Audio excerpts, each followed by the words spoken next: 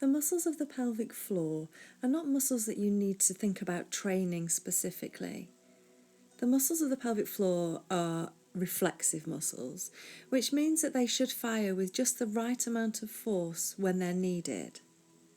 So the pelvic floor muscles and the core muscles should fire together.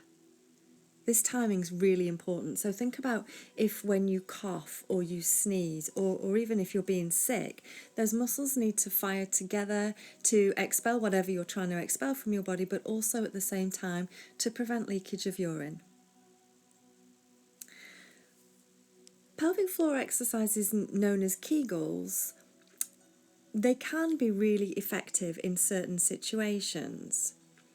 The problem I have with Kegel exercises is that they only aim to address the symptoms, i.e. the incontinence, and not really the cause, which could be a weak or a tight pelvic floor.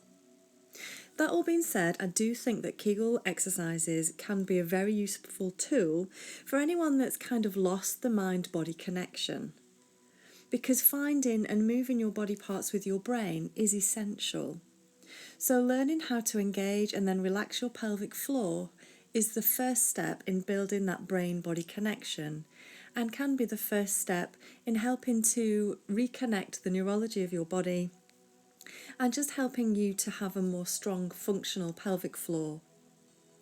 I don't like to train muscles in isolation, and you will find that with my program we do tend to look at core exercises, we look at hip exercises, we exercise the whole body, we treat the problem holistically rather than it just being repeat these 2 exercises 3 times a day. So we're going to use this next few minutes to look at trying to build that relationship again between the brain and the pelvic floor. I want you to find somewhere comfortable that you can lie down on your back. So you can lie on your bed, on your couch or on the floor. Have your knees bent and your feet flat on the floor. And feel free to pop a cushion or something under your head if that feels more comfortable for you.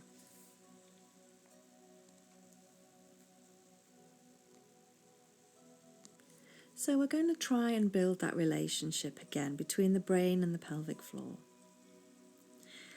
I want you to close your eyes and imagine that you're on the beach and you're wading out into the sea. Now the sea is quite chilly today, and as you walk out and you feel that cold water around your knees, you're starting to wonder how cold that water is going to be when it reaches your waist. As the cold water starts to get a little bit higher and it's passing your knees and coming towards your thighs, you can start to feel a little bit of a lift in your pelvic floor region. As you continue to walk out and that water starts to get higher and higher, you can feel the muscles deep in your abdominals and around the pelvic floor lifting. Now, men have a muscle called the cremaster muscle here, which is it works to control the lift and the lowering of the scrotum according to body temperature. So as you're imagining that cold water riding higher and higher up your thigh, that cremaster muscle and the muscles of the pelvic floor are going to contract to lift everything up and away from the water. So just going with that for a moment, keep thinking about that cold water and seeing if you can feel that lift. And then just allow yourself to relax. Another way that we can find the pelvic floor muscles is to imagine that you are in public. So you're with people that you really don't want to be breaking wind in front of. And imagine that you are going to try and squeeze your back passage gently so that you aren't able to pass wind. But you don't want to be squeezing your butt. You don't want to be really tensing and squeezing your butt like you're trying to crack a walnut. It shouldn't be noticeable to anybody else looking at you. And then just allow that to relax. Try that one again. So imagine that you're trying to stop yourself from passing wind, trying to squeeze the back passage, and then allow it to release. Bringing your awareness a little bit further forwards this time. So imagine that you're going to the toilet, so you're having a wee, and then you hear something, or somebody walks in, and you have to stop and pause for a moment, and then it's okay, and you carry on. Think about that again. Imagine that there's somebody coming in and you have to stop mid-flow, and then you can relax and carry on. So these are the muscles of the pelvic floor that you're using to contract and release. Some people do have a really hard time finding that connection, finding the muscles and being able to contract them at will. If this is the case, a really useful thing to do is to actually do this physically. So when you go to the toilet for a wee next time, see if you can stop yourself mid-flow just for a couple of seconds and then allow yourself to go on. So it's very useful to find the muscle physically while it's working, and then you can find that muscle again when you think about it later on.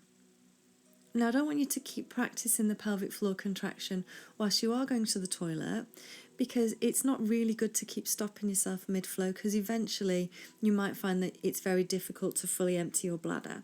But just initially, to help find the muscle, that's okay. So practicing those pelvic floor contractions once you've found them, we're just happy lying here on the floor.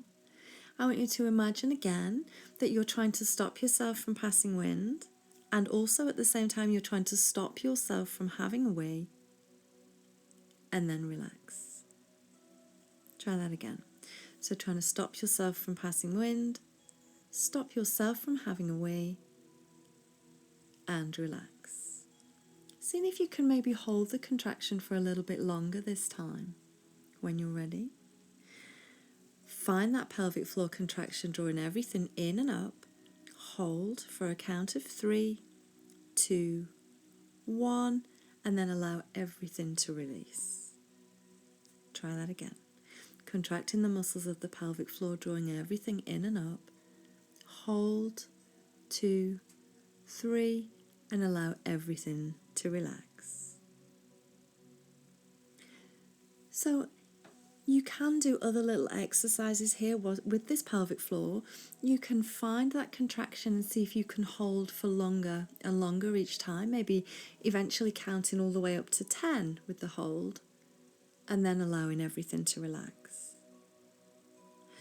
You can also do quick fire, where you're squeezing the pelvic muscles quickly, one after another, one after another, one after another, and then allow yourself to relax. Now, the relaxation of the pelvic floor is vitally important. It's as important as the contraction, if not more so, in most cases. It is possible to make your pelvic floor become too tight or hypertonic through too much contraction. The pelvic floor is also affected by stress, anxiety, and so many other things, but we will look at those a little bit later on.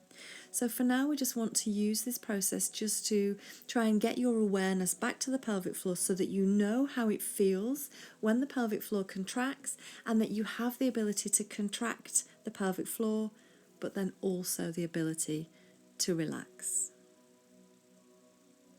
So I want you to just take a few more moments now, lying here, allowing everything to relax. Scanning your body again, noticing if you're holding any tension, and if you are, let it release.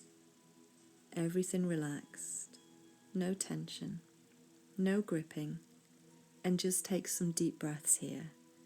Long, slow inhale, and fully exhale all the air out. Feel free to stay here and relax, focusing on your breath for as long as you feel is beneficial for you today. Thank you.